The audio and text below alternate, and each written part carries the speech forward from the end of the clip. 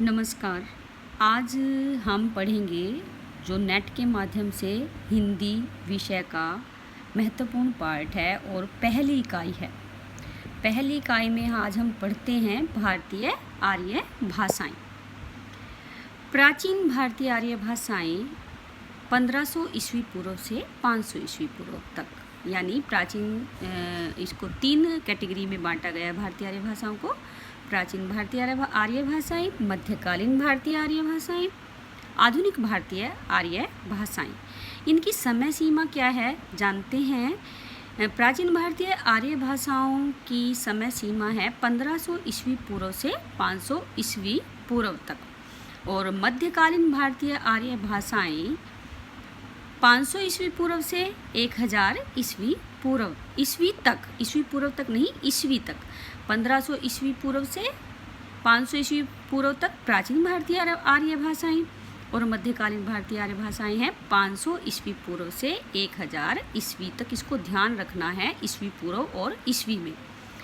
आधुनिक भारतीय आर्य भाषाएं हैं 1000 ईस्वी से अब तक जो चली आ रही हैं, वो हैं आधुनिक भारतीय भाषाएं। आगे है प्राचीन भारतीय आर्य भाषाएं। इनका समय 1500 ईस्वी से 500 ईस्वी पूर्व तक माना जाता है, जो मैंने आपको ऊपर बताया है। इस वर्ग में भाषा के 2 रूप उपलब्ध होते हैं, वैदिक संस्कृत और लौकिक संस्कृत। जो ये समय था 1500 ईस्वी पूर्व से लेके 500 ईस्वी पूर्व तक का, इसमें क्या बताया गया था, क्या भाषा के कितने रूप थे? 2 रूप थे, वैदिक संस्कृत और लौकिक संस्कृत। यहाँ आप जो लिखा हुआ है वहाँ गलत है, यहाँ आएगा 1500 ईस्वी पूर्व से 500 ईस्वी तक।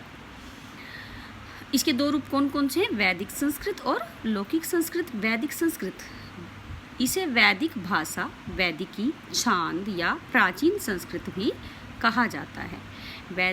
वैदिक संस्कृत को क्या क्या कहा जाता है, क्या नाम है इसके अलग से? वैदिक भाषा, वैदिकी, छांद या प्राचीन संस्कृत। इससे क्वेश्चन ये निकल जाता है कि वैदिक संस्कृत के अन्य कौन कौन से नाम हैं? वैदिक भाषा, वैदिकी, छांद या प्राचीन संस्कृत। या क्वेश्चन बनता है कि छांद किस भाषा का नाम है? छांद पूछ लिया जाएगा किस भाषा का नाम है, तो वो है वैदिक संस्कृत का। वैदिक भाषा का प्राचीनतम रूप ऋग्वेद में सुरक्षित है। कौन से वेद में? ऋग्वेद में सबसे पुराना रूप है वैदिक भाषा का। कौन से वेद में? क्योंकि सबसे पहले कौन सा वेद आया था? ऋग्वेद ही आया था। यद्यपि अन्य तीनों संहिताओं, ब्राह्मण ग्रंथों और प्राचीन उपनिषदों आदि की भाषा भी वैदिक ही है। अगर पूछ लिया जाए कि जो 3 संहिताएं हैं हमारी और ब्राह्मण ग्रंथ हैं और प्राचीन उपनिषद हैं, उनकी भाषा कौन सी है? वैदिक संस्कृत। किंतु इन सभी में भाषा का एक रूप नहीं मिलता, यानी अलग अलग रूप मिलता है। ऋग्वेद में वैदिक संस्कृत का कोई और रूप है, फिर उससे बदल के फिर दूसरा रूप आ गया। ऐसे वैदिक संस्कृत में तो ये जो संहिताएं हैं, ब्राह्मण ग्रंथ हैं, प्राचीन उपनिषद हैं, इनमें वैदिक भाषा के अलग अलग रूप हैं। आगे है ऋग्वेद के दूसरे मंडल से 9वें मंडल तक की भाषा ही सर्वाधिक प्राचीन है। जो ऋग्वेद में 10 मंडल है ना, उनमें जो दूसरे मंडल से लेकर 2 से लेकर जो 9 मंडल तक है, उसमें क्या है, उनकी भाषा सबसे अधिक प्राचीन है, यानी वैदिक संस्कृत है, जो सबसे पुरानी बोले जाने वाली भाषा है। यह अवेस्ता के अत्यधिक निकट है। अवेस्ता एक भाषा है, यानी जो ये सर्वाधिक प्राचीन भाषा है, ये उससे मिलती जुलती है अवेस्ता से।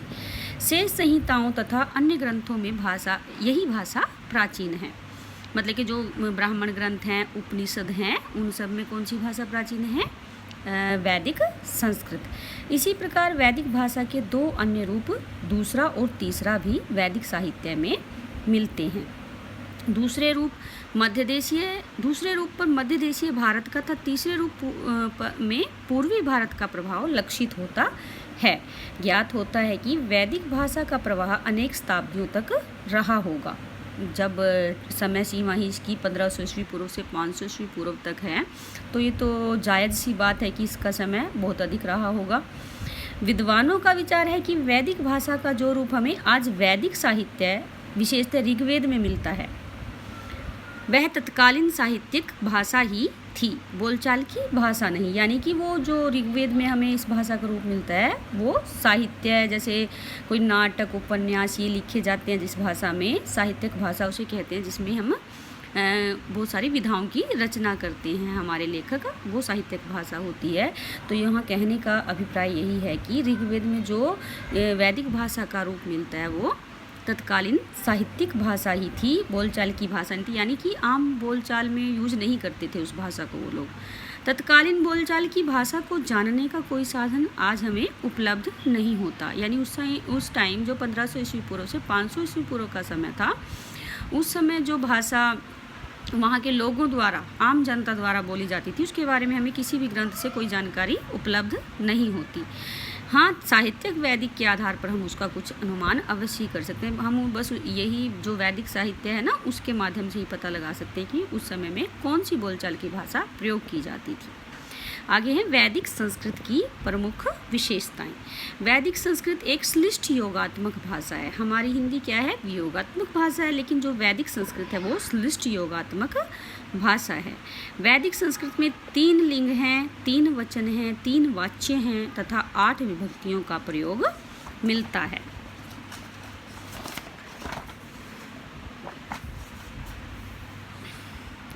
वैदिक संस्कृत में संगीतात्मक एवं बलात्मक दोनों ही स्वराघात मौजूद हैं।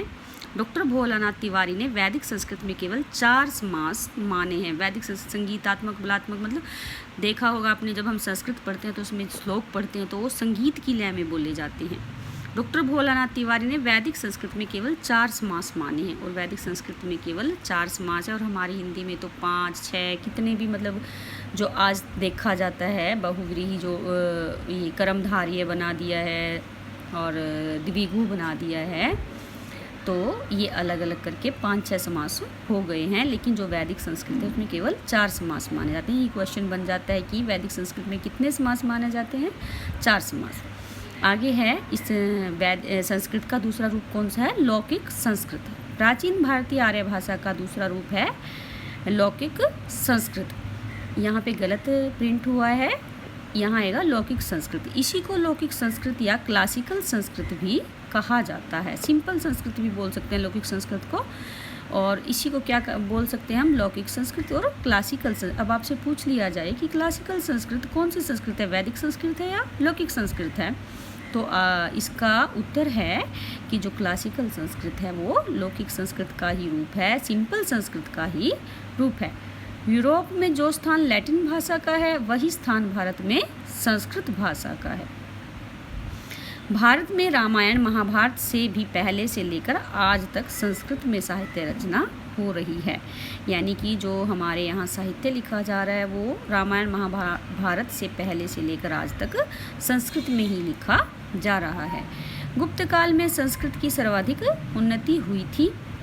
यानी गुप्त काल के जो राजा लोग थे उन्होंने संस्कृत में ही साहित्य रचना की, संस्कृत को ही अपनी राजभाषा बनाया। तो इस कारण जो संस्कृत की सर्वाधिक उन्नति कब हुई थी, गुप्त काल में। इसका साहित्य विश्व के समृद्धतम साहित्यों में से एक है। जो संस्कृत है ये लौकिक संस्कृत है, इसका साहित्य जो है वो विश्व के समृद्धतम साहित्यों में से एक है। वाल्मीकि, व्यास, कालिदास आदि इसकी महान विभूतियाँ हैं। यानी कि जो वाल्मीकि हुए हैं कवि, हमारे लेखक जिन्होंने रामायण लिखी, व्यास जी हुए हैं जिन्होंने महाभारत लिखी, कालिदास जी अभिज्ञान शाकुंतलम, मेघदूत, इतने सारे लेख लिखे जिन्होंने, इन्हों सब ने अपना जो साहित्य लिखा वो लौकिक संस्कृत में लिखा। ये क्वेश्चन कई बार मैंने देखा है पेपर में आया हुआ कि वाल्मीकि जो रामायण है वो कौन सी भाषा में लिखी गई है। उसमें ऑप्शन होते हैं वैदिक संस्कृत, लौकिक संस्कृत, संस्कृत। तो उसका सही उत्तर क्या होगा, लौकिक संस्कृत। विश्वविख्यात महाकवि कालिदास का अभिज्ञान शाकुंतलम नाटक संस्कृत भाषा श्रृंगार है। संस्कृत भाषा श्रृंगार कौन सा ग्रंथ है, महाकवि कालिदास का अभिज्ञान शाकुंतलम। विश्व की अनेक भाषाओं में संस्कृत के अनेक ग्रंथों का अनुवाद हुआ है। भाषा विज्ञान की दृष्टि से संस्कृत का महत्व बहुत अधिक है। संस्कृत के अध्ययन के कारण ही यूरोप में आधुनिक युग में तुलनात्मक भाषा विज्ञान का प्रारंभ हुआ है। संस्कृत का विकास उत्तरी भारत में बोली जाने वाली वैदिक कालीन भाषा से माना जाता है। संस्कृत का विकास किससे माना जाता है? उत्तरी भारत में बोली जाने वाली वैदिक कालीन भाषा से माना जाता है।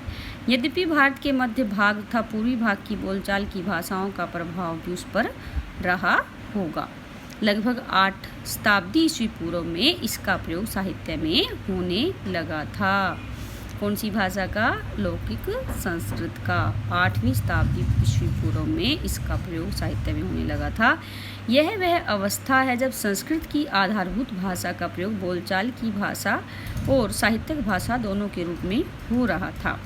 अनुमान किया जाता है कि लगभग ईस्वी पूर्व 5वीं शताब्दी या कुछ क्षेत्रों में उसके बाद तक संस्कृत की आधारभूत यह भाषा बोली जाती थी और तब तक उत्तर भारत में कई अन्य ऐसी बोलियां भी जन्म ले चुकी थी जिनसे आगे चलकर अनेक प्राकृतों, अपभ्रंश तथा आधुनिक आर्य भाषाओं का विकास हुआ है। लगभग ईस्वी पूर्व 5वीं शताब्दी या 7वीं शताब्दी में पाणिनि ने संस्कृत की उस आधारभूत भाषा को व्याकरण के नियमों से बद्ध करके एक रूपता प्रदान की और यह भाषा संस्कृत कहलाने लगी। ईस्वी पूर्व 500 लगभग ईस्वी पूर्व 5वीं शताब्दी और 7वीं शताब्दी में पाणिनि ने संस्कृत की उस आधारभूत भाषा को व्याकरण के नियमों से बद्ध किया और उसको एक रूपता प्रदान यानी कि व्याकरण लिखा संस्कृत का, और यह भाषा क्या कहलाने लगी? संस्कृत कहलाने लगी।